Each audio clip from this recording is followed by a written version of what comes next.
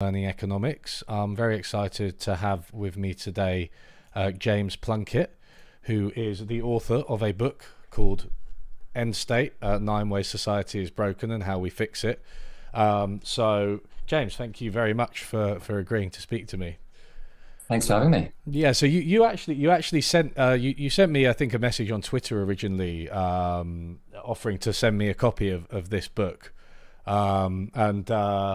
and yeah, so you sent it through to me, and I thought it was really good. It was, I don't know, it was quite refreshing, and I think you approach things with something of a, I'd say, like a problem solving mindset. You know, here are the problems in society, and here's how we can use better governance to fix them. So, I mean, if your book is an attempt to update governance for the modern world, one of the things you kind of start with is you say, you know, this isn't the first time that we've fallen behind in our systems and how we approach governance, right? Yeah, absolutely. And I think it was an interesting experience writing the book because I didn't set out to write an optimistic book. I started off thinking this would be a book about the kind of mess we're in a sense. And what happened in the course of writing it, I stumbled on actually a small collection of sort of essays and newspaper articles and letters from the time of the Industrial Revolution. And I really remember this moment. I was in a secondhand bookshop and I sat down and put my bag on the floor and opened this little book. And it gave me this really quite almost a kind of eerie sense of similarity with that period, in particularly sort of mid 19th century, from about sort of 1840 to 1870, 1880, when obviously the Industrial Revolution in Britain was causing these sweeping changes to the way people lived their lives, to the way the economy functioned, to the way that work functioned. And our systems of government, or kind of just the way in which we govern society, if you like, was completely failing to cope with this transition, with this new type of economy and new type of society that emerged. And I was very struck. It just the kind of mood or the vibe that came through in this writing from that period felt so similar to now. This kind of sense that we're sort of things are spinning out of control, that we've sort of lost our grip, that there's this mounting set of public policy challenges as we would think of them now. You know, today's challenges being things like monopolies, big tech monopolies, insecurity in digital forms of work, mental health and burnout, and that we don't really have the kind of systems or the tools or the, if you like, the kind of paradigms in place to respond to those problems. And that just felt actually really quite similar to that mid 19th century period when all these new problems were emerging at that time, problems like sewage running through the rivers, problems like child labor. And again, they didn't have the tools either. And eventually what made me optimistic was we did build new tools, we came upon new ways of governing, and we kind of got through that series of problems. And maybe we can do that again. It's interesting that you say it wasn't supposed to be optimistic when you started, because it really could easily have been. I mean, was the motivation literally for writing your book like this, less, maybe this title still, but without the how we fix it, right? Like just 9 ways society is broken. Is that kind of where you were at when you started writing? Yeah, it was definitely a book about endings, because I had this kind of very strong sense, I still do actually, that we're coming to the end, the sort of natural end of the, how would you describe it, the governing settlement, I guess, that we put in place in the 20th century. It feels like it served us, and we could argue about how well it served us, but I think I would argue it served us kind of well in the sense that it progressed us forwards on these significant social challenges around things like life expectancy, extending life expectancy, governing industrial markets, to some extent governing an industrial economy. But it feels like it's coming to the end of its life in the sense that it's struggling to cope with 21st century challenges. And particularly in the book, I talk about the digital economy and the new set of challenges that brings. So it kind of started as a book about endings. And then I realized as I was writing it, it was also to some extent a book about beginnings and the sort of the emergence of the thing that will replace Yeah. will replace that governing settlement. Yeah, I mean, at the risk of sounding cheesy, it's, I guess, a kind of the night is always darkest before the dawn type thing, right? We've got all these massive pressing problems, and I mean, you listed a few, right?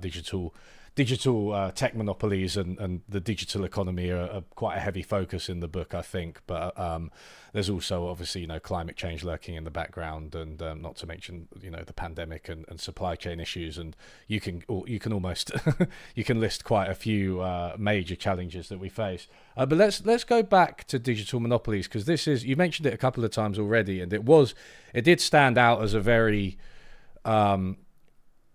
it stands out as a modern challenge, right? And it's very distinct to what we've seen before, and the ways that we need to approach either trust busting, regulating, thinking about how we treat our data, all of these types of things. I mean, we need completely new sets of ideas to approach these things, right? Yeah, I think that's right. And I think this whole debate about competition in digital markets is I think, a really good example of how we think some of these things are the same old problem, but actually they're very distinct and very different. And I think it's increasingly clear, and I think economists increasingly actually kind of agree upon this, that the kinds of monopolies we're finding in digital markets are sort of different to some degree. So the monopolies of Google and Facebook, the biggest platforms, which are so arise from these structural aspects of the way digital markets function, and particularly, as you mentioned, data. These kind of self-amplifying effects, where if you're running a big platform like that, the more data you have, the better your platform, and therefore the more data you have, and therefore the better your platform. And so these often described as winner takes all effects in digital markets, where you get a single winner pulling far ahead on search, for example, or in social networks. And it's I think it's a different kind of challenge. People sometimes reach for these old policy solutions. People talk about breaking them up. And as I say in the book, I mean, do we really want Google broken up into multiple search engines? Do we really want our friends split over more sort of social networks? I'm not sure we do. So I think we need new approaches. I talk about opening up these platforms rather than breaking them up, for example, as a sort of a different way of thinking about the challenge. Gets you into debates about open data and interoperability, which are sort of really gaining steam, I think, in among regulators. So I think sometimes we use these old words like competition. We think it means the same thing. And actually, the meaning of the word almost has morphed, has changed before our eyes. So how do we, if we don't break them up? I mean, I get what you're saying, right? It's like, you can imagine if you've got a really big, supermarket, you can imagine breaking that up into smaller retail shops, and it wouldn't be a monopoly anymore. Yet the service might be, roughly the same. You wouldn't be kind of fundamentally endangering the service. But obviously, with several Twitters, which were actually, I mean, Elon Musk is helpfully trialing what this looks like to break up into several different social media sites, right? I mean, it's not as good, because I don't know what people are saying on Threads or Mastodon, right? And so you lose all of these benefits. But if we're not breaking them up, then what do we do? Yeah, I mean, it's a big question. So I think it's worth just saying briefly that I think there are some cases where breakups feel relevant. So the most obvious one, I think, is Amazon, where right.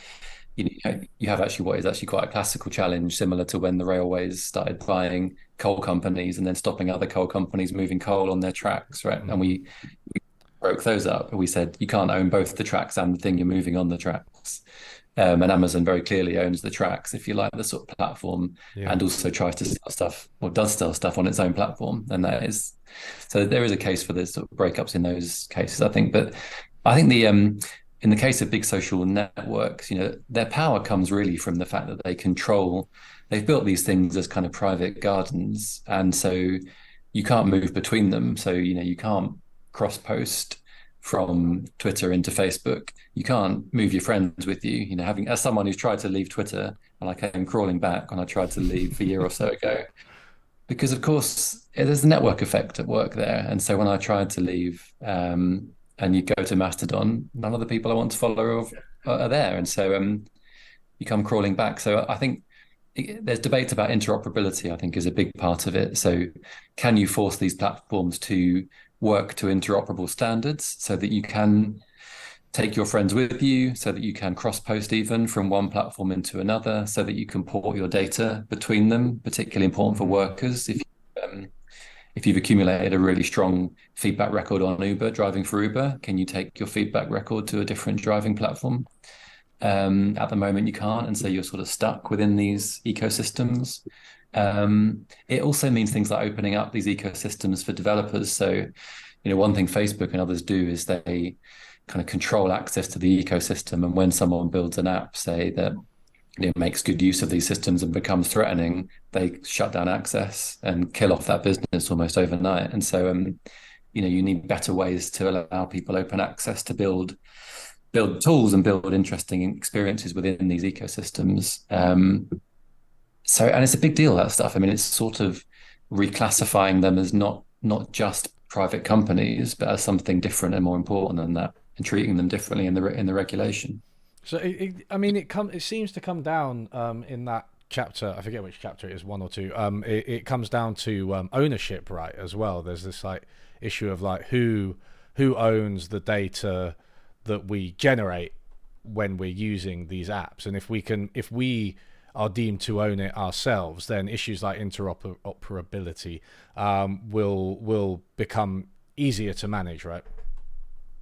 Yeah, I think it does. I think it also comes down to I think these things are new things, right? Like, and it's easy to reach for old categories. So sometimes when I talk about this stuff, people say, well, surely you're not saying let's nationalize Facebook. The only thing scarier than Mark Zuckerberg running Facebook is government running Facebook.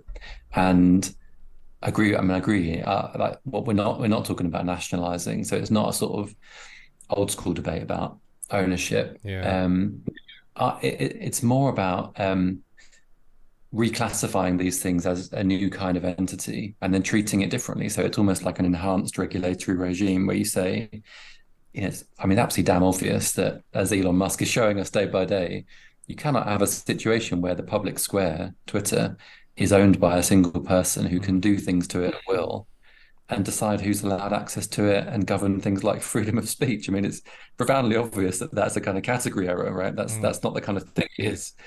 So it's not, although it's sort of about ownership, I think it's more about classification models. What kind of things are these entities, and what responsibilities and governance should attach to them that reflects the fact they're more important than just being private companies, right? This isn't just a supermarket. It's even more important than that in terms of its impact on our lives. Yeah, it's not just nationalizing or whatever. It's like it's just fundamentally a new type of, if you like, property right, but maybe we might not even think about it like that, but like our relationship to our data and how we kind of manage that. I mean, what's your view on consumer co-ops and the use of that model for social media companies, I think especially? I do think it's interesting as a kind of a more creative way of thinking about the challenge, because I'm often a bit nervous about the concept of ownership in the context of data. I think I've heard Jenny Tennyson talks about this very well, and she says that data is a relationship, really. That data is a relational, captures relationships between things often, and it's how can you own a relationship? So I get nervous when we default to the sort of I own my data, you own your data. Someone made the point recently on a panel I was on. If I own my genetic data has a lot in common with my family's genetic data. So does that mean I own their genetic data? And if I give my genetic data away, I'm giving away their genetic data. Have they given me the right? So I think these kind of more creative ways of thinking about collective ownership, and the word I use quite often is stewardship of the closest example, I think, in sort of public policy history is in when we think about national parks and how we steward public land. So entities like the National Trust, for example, which sort of stewards public places, semi-public places on behalf of society and looks after them for us, but they're open access and we can go there and there are certain ways in which we can access them. You think about right to roam, for example, you're allowed to walk across certain land as long as you behave a certain way. And it seems to me you should have a sort of digital right to roam, that you should be able to move across digital space in certain ways and not be sort of restricted in terms of where you can go and like, the data you can bring with you, for example. So I prefer those kinds of concepts as opposed to a sort of ownership seems to me a bit of a kind of a thing we've inherited, a concept we've inherited from the industrial world when you made things and owned things and the things were tangible as opposed to intangible as they so often are these days. Okay, yeah, that's really interesting. I think I mean, I'm a bit of a fan of consumer co-ops, but because I would like to see the users have some kind of rights, like voting rights or something on how it's run. And that I think that's one piece of the puzzle, right? I don't think that's necessarily, either goes with or contradicts anything that you've said about how we treat, the right to roam digitally or anything like that. But I just think that, as you said, with having one person suddenly come in and able to make these decisions unilaterally, and I laugh when I say decisions because they're such bad decisions. I think that can be maybe ameliorated a bit if you give the people who are tweeting some degree of control or some right of a veto or something. I'm not sure. Yeah, I agree with that. And I think this is where it blurs into the debate about democracy and the sort of public realm. And, I think it's pretty clear we need new mechanisms, deliberative mechanisms, ways to talk together about these issues, participative, as you say, ways to participate in the rulemaking. So, how do we moderate? What are the rules around behavior that we set on a platform like Facebook? It feels pretty clear that you want some participation of the users of that platform, i.e., like, citizens, in those rules so they have some legitimacy. And those rules aren't just made up by the platform. And ultimately, that starts to fuse with almost the question of what is democracy in a digital age, because so much of our lives takes place in these spaces. How do we govern those spaces? How do we get together to talk about these kind of big issues like safety, like our kids? How do kids move around safely in these environments, and what rules do we want to put around that? You need spaces within which we can discuss that and agree that. And I think I agree that the people who own those rules, if you like, and develop them have to be the users in some sense. I mean, this leads me to another issue that you talk about, which is like how we approach regulation. Because the book, to for people who haven't read it, it's like, I think it's 9 sort of fresh approaches to modern problems, right? So I'd say in every chapter or almost every chapter, you're trying to bring a perspective that is, not always considered. And that's true with the regulation as well. So I think this relates quite a lot to online spaces, because for a lot of the 20th century, we've had this kind of infamous box ticking approach to regulation, right? And it's been very bureaucratic and kind of slow and quite easy to game. You get companies you give an example, right, of companies when they follow the letter of the regulation, but they don't follow the spirit of it. And so you kind of call for a more outcomes based, rules based approach to regulation. Yeah, exactly. And I think, as you say, that the sort of structure of the book is this. It's informed by this insight that, throughout history, when big new problems have emerged of these kinds, often the solution has seemed at first radical and sort of unaffordable, even sort of dangerous. And one thing that I got very interested in is we thought this way about many of the things we now take for granted. So when you read about public sewage systems emerging in response to urbanization in the 19th century, people called this idea of building sewage systems a dangerous act of government overreach because it had never been done before, and it felt like kind of, what is the state doing meddling in our sewage? And of course now we take it, of course we should have public sewage systems, and it largely solved the problem of sewage running in the streets. So this is a sort of conceit at the heart of the book, is there will be ideas out there today that currently seem radical and unaffordable and dangerous, and that will be tomorrow's common sense. And as you say, in this case, I think this one's really starting to kind of come into being. I think that the idea is as you say, a more outcome-based approach to regulation. And the challenge it responds to is the fact that regulators are just, how do you keep up with the sheer pace of change in these markets? Because, in the past, reductively speaking, the model was basically, a new problem emerges. We do a big investigation into that problem, often takes a year or two. The regulator thinks about whether to introduce some new laws, end up in new regulations, they consult. I mean, it takes years end to end sometimes. And in the meantime, consumers are being ripped off. All kinds of examples of this over time on energy bills, on insurance, etc.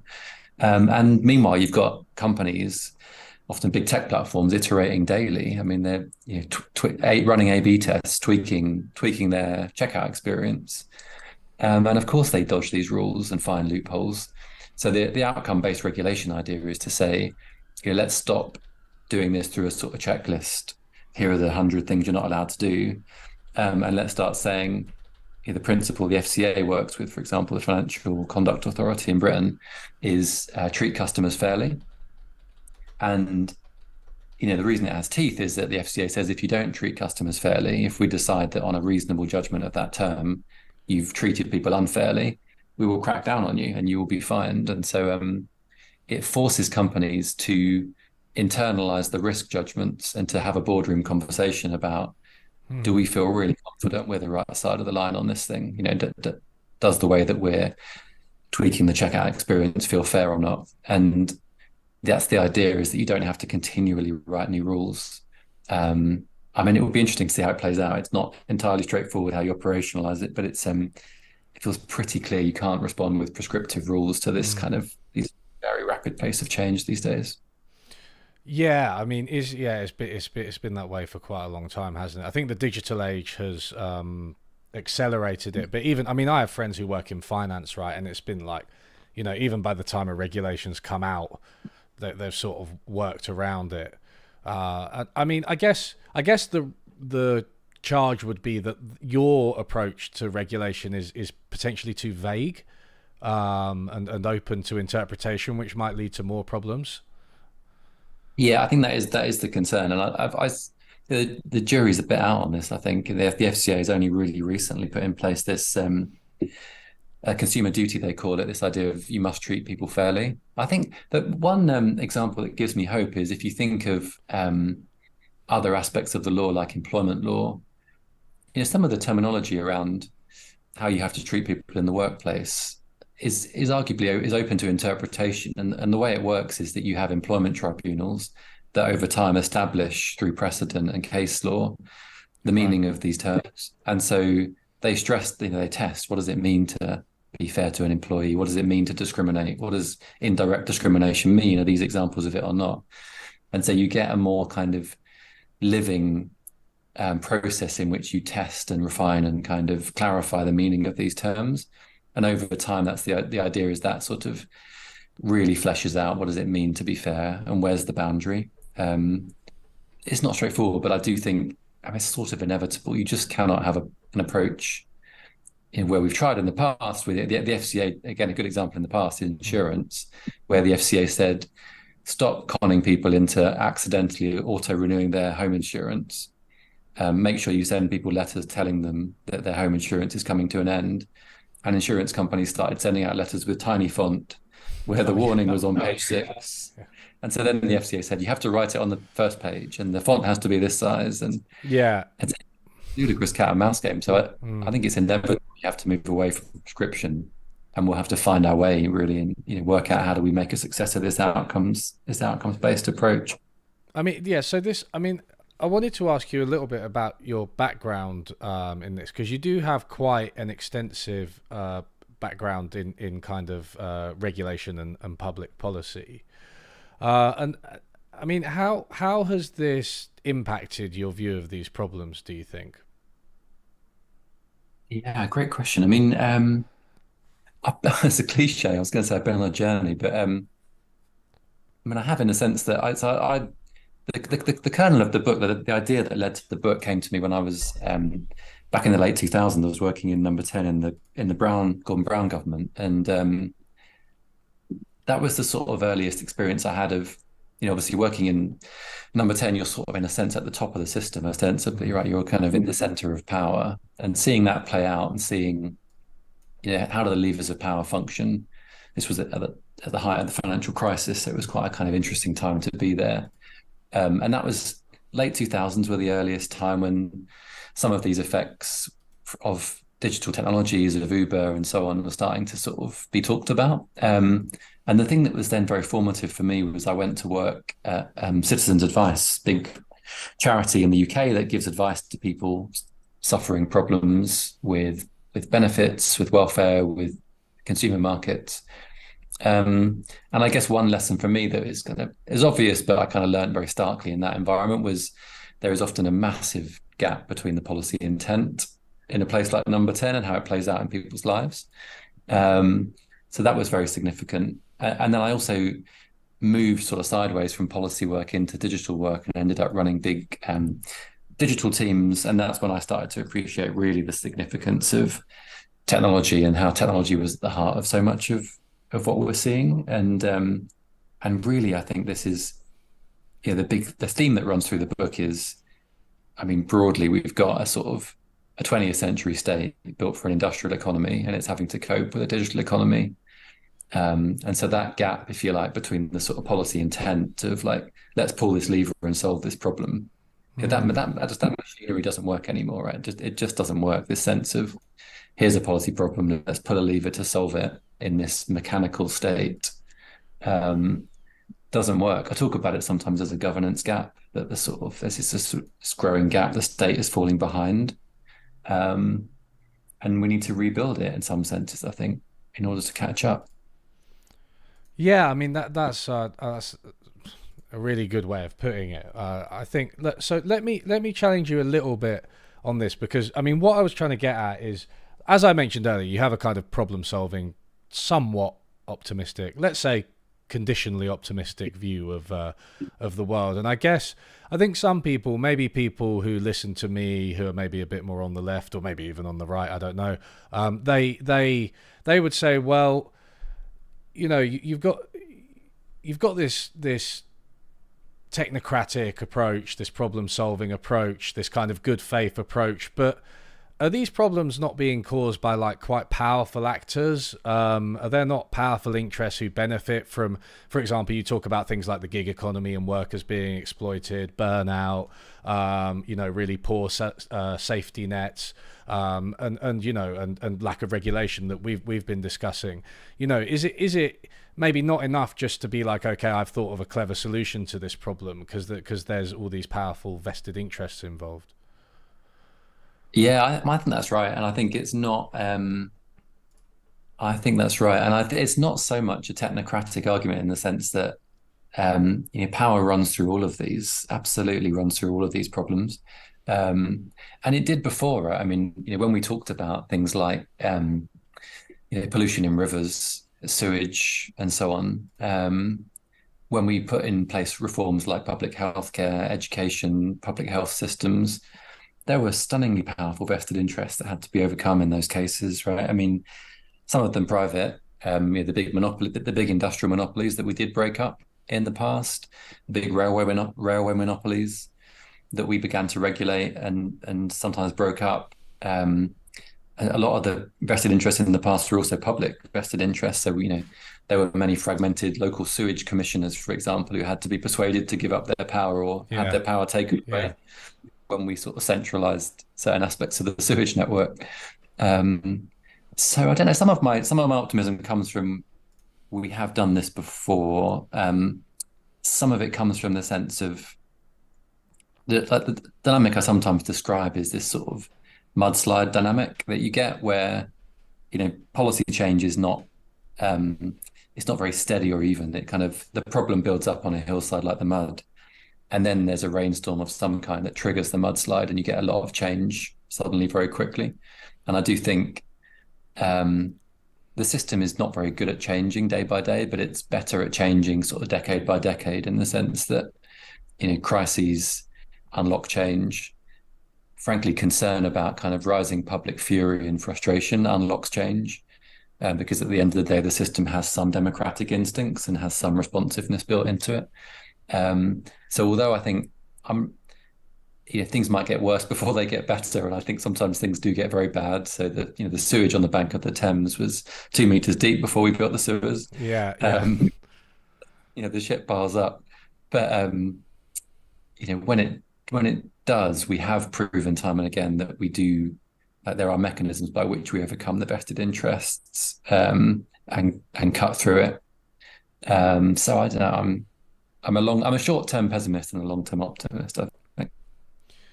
Yeah, I mean, it's interesting actually because I think it can feel like you're shouting into the dark sometimes, and there's like all these powerful interests or whatever ideological barriers that prevent ideas from being implemented. But then you do get breakthroughs, right? And like for example, with Biden, we did actually see a lot of the ideas that were originally called the Green New Deal, and they weren't perfectly in the form that the New Economics Foundation in the UK originally put them in, but there were a lot of ideas shared with the Green New Deal, right? And they were in fact implemented, and that's in America, which is obviously has an extremely challenging political system, shall we say?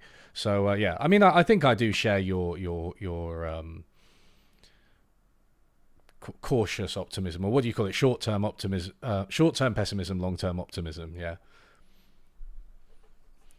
Yeah, I think that's right. And I think you can see, you almost have this visual of, you can see ideas migrating. This migration I talked about, where ideas start off as radical fringe ideas, dismissed as like, unthinkable. And you can see ideas sort of float into the mainstream. And I think I talk about in the book about the 4-day working week as an idea. This was not in the debate of a few decades ago, and yeah, it came into the debate increasingly being talked about, trialed by companies, growing number of pilots around it, growing evidence around it. I also talk in the book about the original 5-day working week and the fact that the 2-day weekend is something we invented. We forget this, that Saturday and Sunday being a weekend.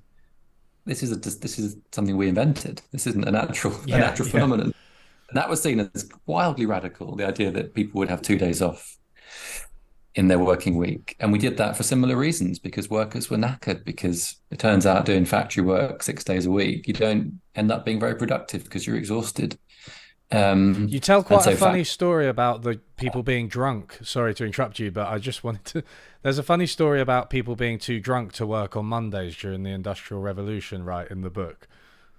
yeah, there was a great sort of deal between working people and factory bosses, I guess, because people started getting so drunk on Sundays that it became known as Saint Mondays, where people would take off the Monday to recover from the hangover. And so in the end, there was a sort of like, well, if we give people Saturdays, maybe they'll drink on Saturday, be hungover in church on Sunday, and they'll come to work on the Monday.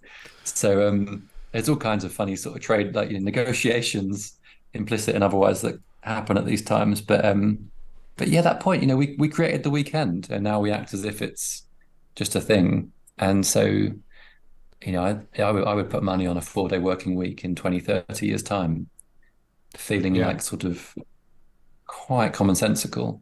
I think as well. One thing is that it's kind of happening.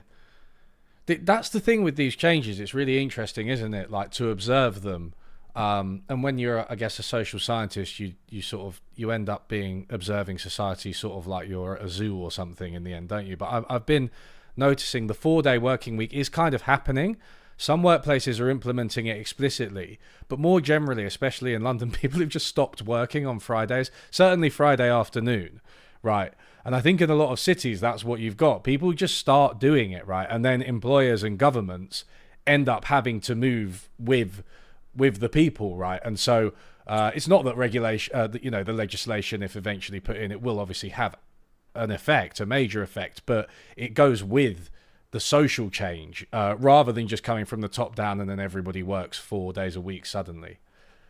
And yeah, and that's exactly how these changes almost always play out in some respects. It's funny, in day-to-day politics, we always talk in terms of almost can we persuade the prime minister or the government to do a thing? And this is quite sort of this empowering lack of agency and this kind of, if only we could persuade the government. And as you Mm. say, if you look back at social change in history, it's almost always the other way around, that social change bubbles up, people start doing something differently. 4 day, the weekend was a really good example. I think another good example is social insurance, where people started setting up insurance schemes for working people in the late 19th century, and eventually that became national Yeah. insurance and mandated. Yeah. But that was quite late in the process, and the state's role really was to come in at the end and codify something and put it in law or make it mandatory, roll it out in that case. Um, but it gives me quite a lot of hope again, that sense that we're not waiting for government to do something in most of these cases. These are social changes that run way beyond the power of any government to control.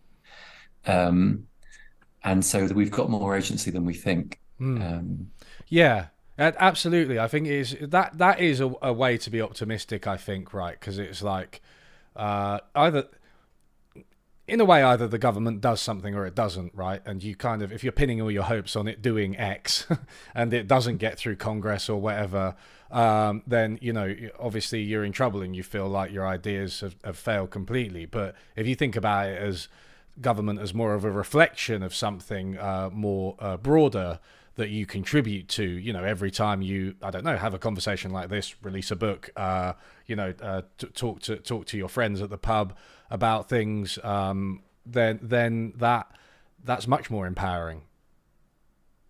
Absolutely. And one of the things I say at the end of the book is there are many different roles.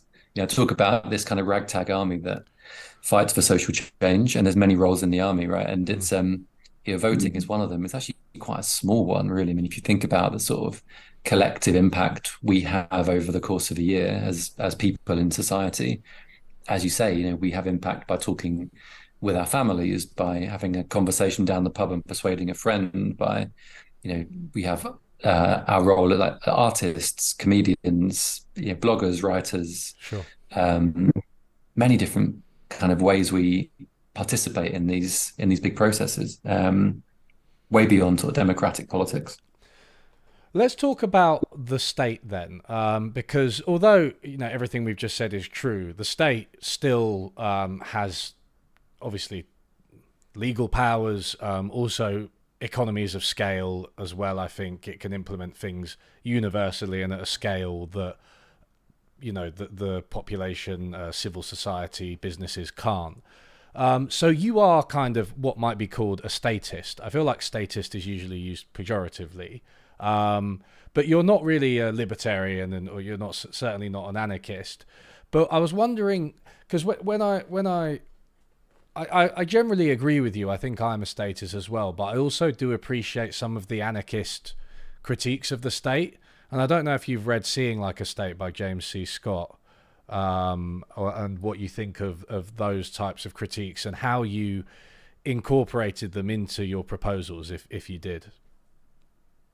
Yeah, it's a really interesting question. I was debating this actually with a friend yesterday, that I think I mean, it depends what, but my main reflection on this concept of the state is, um, I'm not convinced how useful this referring to the state as a proper noun, as a thing, Mm. and this is very embedded in sort of our mechanical worldview, in the sense of the state as a machine, right, is our kind of mental model. When we say the state, we think of it in some ways, we visualize it as a machine, with levers and or bureaucracy, administrative, right? And in a sense, I'm a statist, but I think when I talk about the state, I more think in terms of verbs these days than nouns, and really, this sense of what is the state? I mean, it's such a kind of dispersed set of different institutions with widely different governance mechanisms. There's many entities that make up what we might call the state. Drawing the boundaries of the state is very difficult. I'm not sure anyone knows how many entities make up what you might describe as the state in Britain, but it will be thousands, if not tens of thousands, of different entities. Some local, some national, operating in many different ways. So I these days I just don't love the kind of mechanical mental models of saying the state. I prefer to think in terms of to run a society, you need various mechanisms by which you can do things together collectively, right? So you might need to decide something together. You might need to build something together. You might need to care for people together. And there are ways in which we do those things together. So some mechanisms like taxes, mechanisms like levies that we use to raise money to build some sewage systems together, etc. And I do think increasingly this is how we need to think about the state as more as governance as opposed to the government. And in that sense, I'm a statist in that it's very clear we need mechanisms to achieve things collectively, not least in the context of climate change. There's so many of the challenges of climate change, of regulating big tech. We're all completely at a loss as to how we respond to big tech individually. We're all sort of trying to detox, keep our phones out of our pockets, protect our kids by saying you can't have your phone after this time of day, etc. Yeah. It's hopeless on an individual level. So we need collective mechanisms. Whether or not we describe those things as the state, I'm not sure it feels that helpful. So I'm more interested in what are those collective mechanisms by which we solve problems together. What kind of new mechanisms do we need to solve today's problems? That feels like a good question to me. Yeah, yeah, absolutely. And I guess you can think about it. If you think about it on a case by case basis, then, to go back to someone like James Scott, you can sort of ask the question of, I've got the authority here, I've got maybe some kind of law or regulation that is, enforced by whether the police or other authorities. But do I have like democratic mechanisms? Is it like accountable? Do I have a feedback loop between the people doing the implementing and the people who are affected by it, and all of these things, right? And if you start to ask that on a case by case basis, then I think that you kind of implicitly address a lot of the anarchist critiques of the state. Although I will stress that I know any anarchists in my chat will insist that I have completely missed the point. And there's also, I just finished the Dawn of Everything, the David Oh wow. Graeber and Wenberg book, which sort of gets into this kind of the anarchist critique, and the argument there being that we've actually had a wide diversity of ways of running societies throughout history. So there's a counter critique of the critique, but and they give examples of societies, big complex city societies in history that were run in ways other than a hierarchical administrative state, and sometimes were run in more sort of, you might describe as flat or sort of decentralized governance, more participative governance, for example. So their argument is, we've got into this mythology that there's only one way to run a complex, large-scale society, which is through, as you say, a bureaucratic, hierarchical state. And they say, actually, the historical record shows there are a diversity of ways, and that's really a bit of a myth. Yeah. It reminds me a bit as well, this kind of the mechanical view of the state of this thing that we have in economics, where you've sort of got like markets and you've got government, right? And you have to decide whether the government intervenes into the market. And it's just fairly clear to me that markets are in fact a form of governance, which come with like various rules, and that's just a completely erroneous way of thinking about it. I mean, one of another example, I wanted to talk about a specific one, which everybody loves chatting about, is universal basic income, which you do advocate in the book, and I'll let you talk about it in a minute. But it strikes me that, which situation is one with more government? Is it the one where if people don't have the money to buy the things that they need, and therefore they are restricted by like property laws, right, from doing those things? If you go into a shop and buy and try and take something without paying for it, then you're going to eventually probably be arrested. Or is it the situation where they get the money from the government and then they are not restricted in that way, right? Like, it seems like to me, I can't tell you which situation is more government or less government. It seems like it's just a way of reorganizing the rules we have over who gets what. Yeah, and I think this is why, like a lot of these ideas, actually, universal basic income is intriguing in the sense that it's supported by people on the left and people on the right. Mm. So it's quite a curious one in terms of where you position it. Is it a right wing idea or a left wing idea, to use that terminology?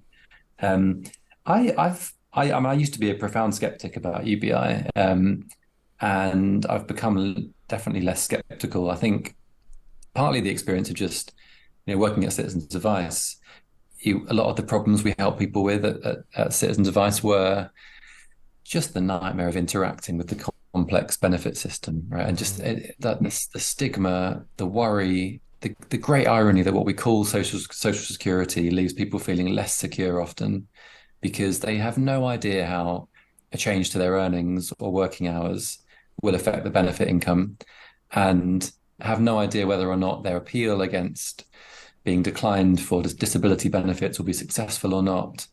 And just the sheer suffering that is caused by these supposedly sort of optimized, very technocratic systems, which we try to optimize with all these complex formula that say, we will make the system allocatively efficient by directing the money. And this is as true of Labour's tax credit system as of any other system. We will direct the money with sort of perfect efficiency to the households that need it the most. And the inevitable consequence of that is no one understands it. It is unbelievably complicated. It doesn't react well to modern forms of work, because if you're an Uber driver and your earnings fluctuate, suddenly your benefit income does or doesn't move around and makes your life less certain rather than more certain. And for all those reasons, I think the core principles, I guess, behind UBI are simplicity, universality, making it clear and understandable to people. And in a way, what it does is prioritize security and kind of clarity and predictability rather than efficiency. So it is undeniably less efficient to give everyone an amount of money than it is to direct and target the money at the people who need it the most. And you're just making a trade-off there. You're saying that actually these qualities like confidence, security, not being stigmatized, are more important than we thought they were. And some of these tests like allocative efficiency are slightly less important than we thought they were. So I don't know. I talk about it more as a direction of travel. I do think, whether or not we get to full UBI in sort of our lifetimes, I don't know. But I think this sense of moving towards a system that is simpler and clearer and more universal and less stigmatizing feels to me like an attractive direction of travel, I think. Yeah, absolutely. I mean, just this morning, somebody was telling me about a new absurdity of the UK benefits system. I think that the cutoff for child benefits is just like so sudden, and it like creates all sorts of weird incentives and obviously anxieties as well for the people affected. I mean, it's just absolutely absurd, and I think that's why right wingers kind of like it, because I think they've realised that it's more quote unquote statist to have this complex web of means tests and stuff, and actually what you end up with is the government being much more involved in people's lives, right? Whereas if you just have a UBI, then you're just like, right, okay, it's done administratively, not very costly, and people don't really have to deal with state organs directly.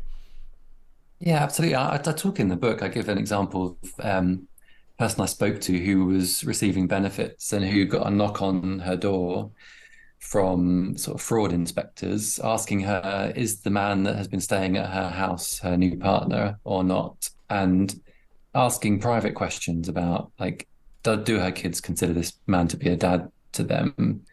And Jesus. it's just like stunning. And this happens all the time Yeah. in the name of tackling benefit fraud. And so it's a very strange situation when people on the right are advocating this kind of behavior by the state in people's lives, as people who are ostensibly liberal. And so I think you can see the attractiveness. I mean, I think it's not easy. And I'm like quite careful in the book to say this is not a panacea, that there are very difficult judgment calls to make on, if you make the system less efficient, does it reduce the incomes of some people who need it the most? And so you need to think carefully about how it's funded. You need to think carefully about how it will be taxed away for people on higher incomes. And there's debates about how you set all those parameters. But as a sort of principle, if you like, of being simpler and getting out of this sort of I just was like quite uncomfortable, meddling, and as the right would call it, red tape, I Yeah. suppose. It is a necessity of a very complex benefit system. I don't know. I think that's why it's gaining some traction. Absolutely, yeah. I think it is a really good idea. I was a skeptic as well. I think just with the evidence for UBI, like all of the trials, it's really difficult to find one that went badly with UBI. Like that, every single trial seems to show that it has positive effects on people, and the negative effects in terms of whether people can drop out of work or whether there's inflation or whatever negative effects you might expect. They just really small or non-existent. Yeah, the work effects are I'm always very struck by, and as you say, most of the trials are quite. I think like the balance of view is quite clear on that. That this instinct that if you give people, if you like, free money, unconditional money, then people will sit at home and stop working. Um, doesn't play out in the impacts you see, and like by and large, people use the money to do what we might think of as positive things. Maybe they do a bit more training, take some time off to learn new skills. Some people spend a bit more time with their kids if they've got very young kids, and Yeah. similar to kind of paternity leave type mechanism, particularly in the States where that's so inadequate. So you know, and interestingly, I quote Winston Churchill in the book, who said, you essentially you want a system that runs more on hope than on fear. And that's what the sort of UBI starts to do, is it starts to say, well, let's trust people to want to get ahead in life and do decent things, and not feel like we have to kind of keep people in perpetual fear of poverty in order to kind of convince people to move into the workplace. I mean, since we're talking about sort of stigma and benefits, I was going to ask you about something I saw you tweet about. I hope you don't mind me asking, but you tweeted about it publicly. But I think you had a sort of uh, an injury recently, right? Or like a temporary disability, you kind of called it. And I was really interested to ask you about this because I remember you. I'm not sure if you were on crutches or something, or right. That's right. Um, and you said you really immediately noticed the stigma of how people treated you. And are you all better now? By the way, or is that No, I mean, or I not? no, and it's I feel quite sort of it's been I feel almost a bit ashamed about this because I thought I understood disability discrimination, and I've worked for a long time in public policy and worked alongside many fantastic campaigners for disability rights and so on. And it was about was it about 15 to 18 months ago, I was running for the train. So read the signs that say don't run for the train. And I slipped on the platform and smashed my hip, and it hasn't got better. It's become a chronic condition. So I basically can't walk and or any real distance. Um, and it's just stunning. I mean, I think like it's been so eye-opening in a way it shouldn't have been, because I should have known this. But people, I don't know, shouting at me in the street, shouting anti-disability slurs at me in the street for walking slowly, and people leaning out of their cars to shout, to scream swear words. Um, just the inaccessibility of places, like the number of doors you have to get through, the fact that the lift door closes too quickly for me to get to it because I Mm. can't get to it quickly enough on crutches. Um, the number of spaces, the inaccessibility of public transport. It's really, I mean, it's just one of those things where it shouldn't take an injury to yourself to feel to appreciate these things, but it hasn't. Just like kind of experiencing them directly, I feel quite even more strongly this sense of just how inaccessible and how much discrimination there still is against disabled people. Um, so I don't know how we combat that, because as I say, it shouldn't take an injury, and we shouldn't all have to have an injury before we realize that. I should have realized it before, but wow, I Well, really yeah. realized it. I mean, I wouldn't beat yourself up about it. I don't think that anybody can um, truly understand something like that unless they've experienced it firsthand. But I think obviously the best thing we can do is listen, right, to people who have experienced it. And it's just the fundamental insight that we build the world for able-bodied people. Yeah. And so everything, crossing the street, the timing for the green light, crossing a street, I can't get across in time. And so the cars start going and then scream at me because I'm still in Yeah. the road. And that must be true of anyone who's got mobility issues or who's very elderly and walks slowly. So why are we doing that? And it's no worse for people if we make the time a little bit better. Most of these things, if there are ramps instead of steps, as people say with accessibility work, generally if you design for the edge case, as people put it, it makes the service better for everyone. Hmm. So it's we've got a long way to go, I think, on inclusive design in public services. Yeah. Yeah, it's absolutely everywhere. It's absolutely everywhere. But yeah, thanks for sharing that. I just wanted to ask you because I literally just saw you tweet about it, and it seemed like the inaccessibility and also just the abuse. Like it really. Maybe I just am a bit sheltered, but that shocks me. That you Shocks just me at the get level of anger. yeah. Yeah. And it's people seem. I mean, I say people. I mean, it's a small portion of people, but it's not. It happens often to me, and people seem furious that you dare to deviate from what might be considered the norm of behavior by maybe walking more slowly, or it's a really curious. It's really curious. I have to say, often it is people in cars, and there's something very strange that happens to people. I think normal people, if you like, in cars when they turn into absolute psychopaths Well, and start ban screaming at people. cars. I mean, ban cars. Like, there you go. that's that's I the often think conclusion. I often think that these cars are a bit like tweets in the sense that people seem to behave just completely differently when they're on Twitter and when they're in cars. There's Yeah, this thing about like people talk about it as the affordances, like the kind of like the way the medium is the message is the phrase, right? It's like it yeah. changes the way we communicate. But, there's something strange, similar about the car and the tweet. Maybe we should just get rid of both. Maybe that's what we do. Beyond cars and beyond Twitter. Yeah, Yeah. yeah. Okay, so People tweeting from cars is probably the worst of all yeah, worlds. tweeting while driving. Yeah, I think Tweeting while that's. driving is the I worst. dread to The think what angriest of people all would come people. out with. Yeah. Well, James, look, this was supposed to be until 12, and we're over the hour now, so I don't want to keep you anymore. But it's been really interesting. Thanks so much, and I recommend. As stress, I'm not on commission. Don't know how to work my camera. Yeah, End State is the name of the book, and it's really, really good. It's a really refreshing take on many of the modern problems, and an optimistic one because there is no need for outright pessimism. So thanks It's again for coming, optimistic. James. It's optimistic. Yeah. Thanks so much for having me. Okay, see you. Okay, everybody. That is done. Hobby for the podcast version. This is your sign to cut it.